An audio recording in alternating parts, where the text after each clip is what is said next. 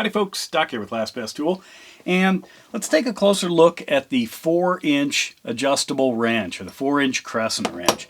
Now the 6-inch crescent wrench, or 6-inch adjustable wrench, is a staple.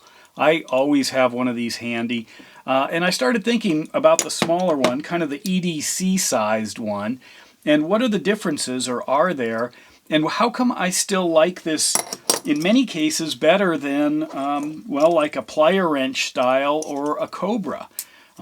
First, maybe it was age. I just have been around adjustable wrenches for so long. Or was there something else? So from a practical side, one thing that I have noticed, in trying a bunch of different tasks, switching back and forth between these, is in the little adjustable wrench, I think the advantage is the adjustment and the tightening is independent of the handle. Whereas here, that adjustment and tightening is also part of how you hold the tool. And so sometimes I've talked about, if you're going around inside behind something blind, it's very difficult to try to adjust this and hang on to it at the same time.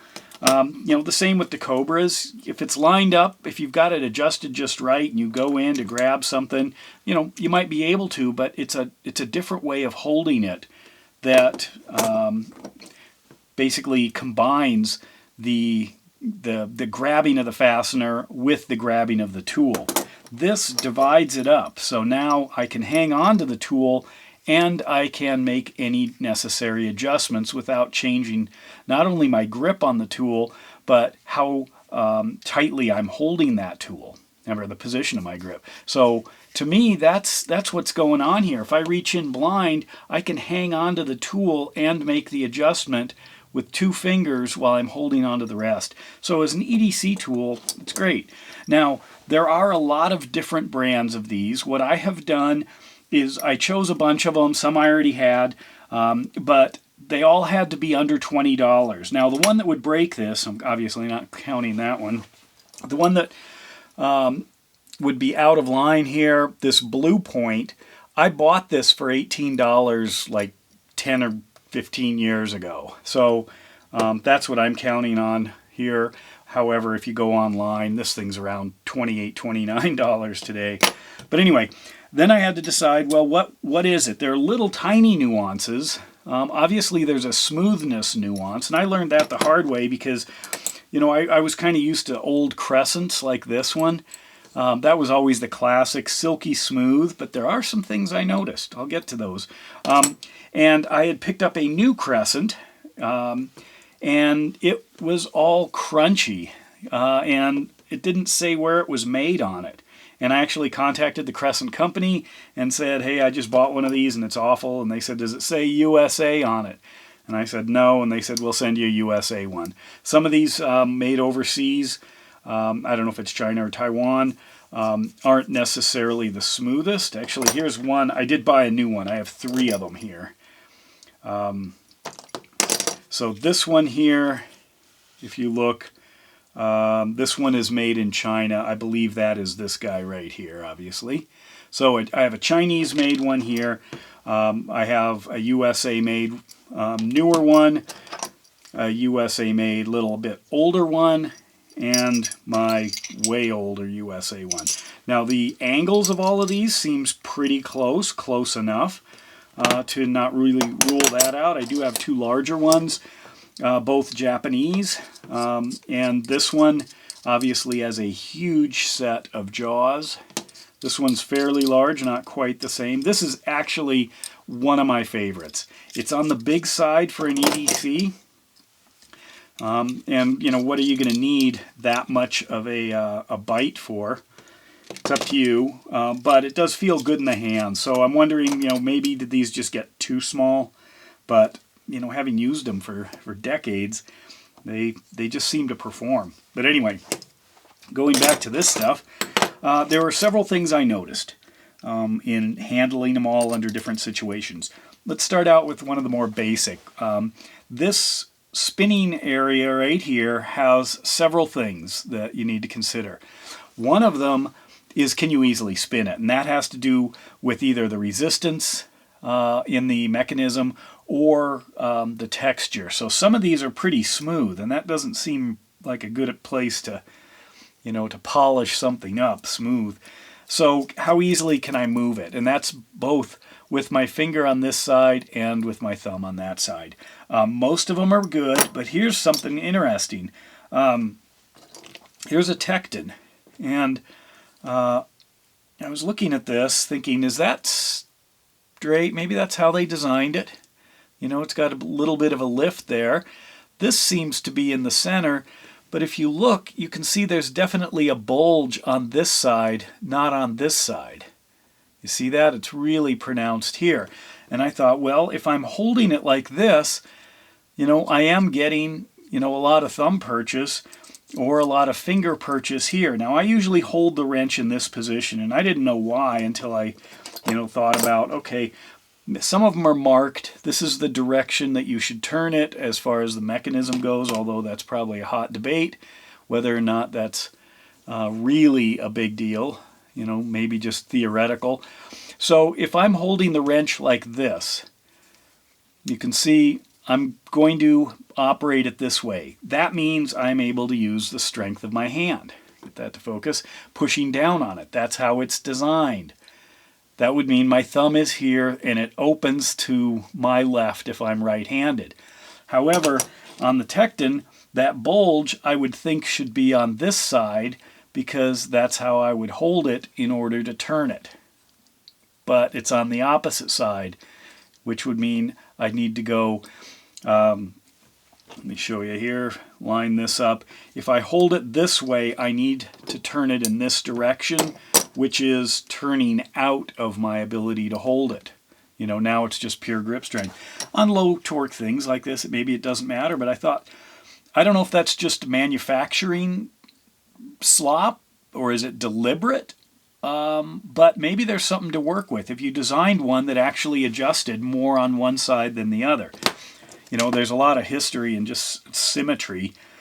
This one here is a performance tool, very inexpensive, very rough, but oddly fairly smooth. And I can do it on both sides. The Baco right here is one of the hardest. Look at that. They barely give you anything to grab. And, come on, find the center here. And it's quite smooth. So this one, I can barely turn this. It is a smooth mechanism, but there just isn't much that your fingers can actually touch. To me, that's a letdown. You maybe want to do it a little quicker. Anyway, so that was one thing. And in that case, my old Blue Point was pretty good. The early Crescent seems to be still dialed in. That's fine. Tecton was odd. The Great Neck seemed to be pretty good. Little smooth there. If you look at the polished down parts, it might be good to get add a bunch of texture. I don't know why. If we compare it here, that's not terribly different. So, if they copied the Snap-on, that's what you get. So I'd rather have more texture there. Okay, how about this? I discovered that if you grab something, I was trying to come up with a test, cinch it down and then wiggle. What happens? Does it come off? Does it stay on? And most of them had that wiggle right here. They're pinching a little tighter at the far ends of the jaw. Now that might be designed to take up this play. I can do kind of a rattle test on them. If I go to the Blue Point here, the same thing. Cinch it down nice and snug. Again, it's slowly kind of building up a little bit till maybe I can pop it off of there. Okay. Here is the USA-made Crescent. You'll see what the difference is in a moment. Okay, that's pretty good. That's a good flat grip. There is a little play, but check this old Crescent. This is kind of what threw me. I put this on, cinched it down. Look at that.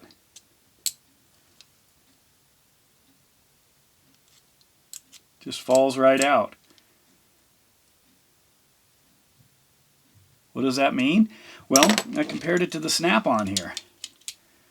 You know, figuring this is one of the newer ones, must be nice, state of the art. Cinch it down.